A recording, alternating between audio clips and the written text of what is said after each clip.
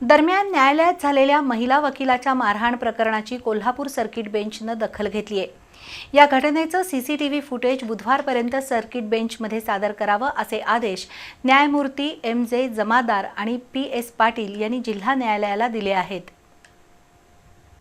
जिल्हा न्यायालयाच्या आवारात एका वकील महिलेला मारहाण झाल्याबद्दल कोल्हापूर जिल्हा बार असोसिएशननं सर्किट बेंचमध्ये याचिका दाखल केली आहे।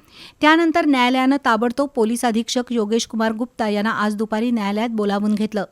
न्यायालयातील बंदोबस्ताचा आढावा घेऊन वकिलांच्या सुरक्षेसाठी योग्य उपाययोजना करण्याचा आदेश देण्यात आला। तसंच जिल्हा न्यायालयातील मारहाणीच्या त्या घटनेचं सीसीटीव्ही फुटेज बुधवार दुपारपर्यंत सादर करावं असे आदेश न्यायमूर्तींनी दिलेत। जिल्हा बार असोसिएशननं दाखल केलेल्या याचिकेत राज्य सरकारसह गृह विभागाचे सचिव, पोलीस महासंचालक, जिल्हा पोलीस अधीक्षक, जिल्हा आणि सत्र न्यायाधीश तसंच शाहूपुरी पोलीस निरीक्षक यांना प्रतिवादी केलंय।